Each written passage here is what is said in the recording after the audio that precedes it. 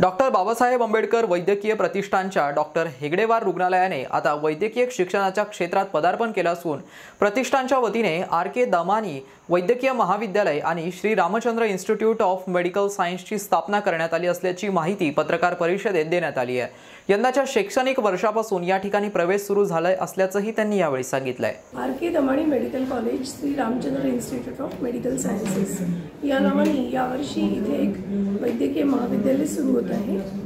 Shri Babasaheb Ambedkar doctor Babasaheb Ambedkar वैद्यकीय प्रतिष्ठान आणि doctor Hedgewar रुग्णालय या दोन्ही संस्था अनेक वर्षांपासून आपल्याला माहिती आहे। बाबासाहेब आंबेडकर वैद्यकीय प्रतिष्ठान संचलित हे मेडिकल कॉलेज असणार आहे। या मेडिकल कॉलेजचं जे रुग्णालय आहे ते हेडगेवार रुग्णालय असणार आहे सध्या या फेजमध्ये, आणि यावर्षी आपल्याला 50 ॲडमिशन्सची परवानगी मिळालेली आहे।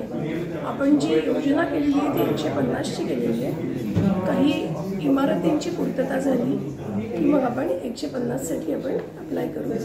त्याचप्रमाणे पोस्ट ग्रॅज्युएशनसाठी सुद्धा आपल्याला पुढच्या वर्षी जाता येईल। यावर्षी आज फक्त ही एवढीच माहिती द्यायला आपण बोलवलं होतं, कारण काय यावर्षी बरेच गोंधळ समाजामध्ये होते की मान्यता मिळाल्या नाही मिळाल्या, असं झालं तसं झालं। त्या दृष्टिकोनातनं आमच्या कॉलेजला मान्यता मिळाली आहे। कालपर्यंत प्रेफरन्सेस लोकांनी भरले, आज संध्याकाळी मेरिट लिस्ट आली आणि उद्यापासून या मुलांची विद्यार्थ्यांची ॲडमिशन सुरू होईल। महाविद्यालयाचा जो प्रकल्प आहे तो कम्प्लिशन कधीपर्यंत? साधारणतः डिसेंबर-जानेवारीपर्यंत मेडिकल कॉलेज आणि हॉस्टेल यांचं आपल्याला कम्प्लिशन मिळेल। पुढच्या 2-3 महिन्यांमध्ये नर्सिंग कॉलेजचं मिळेल। पुढचं जे सगळं आहे ते फेज 2 मध्ये मिळेल। हे सगळं पूर्ण झाल्याच्या नंतर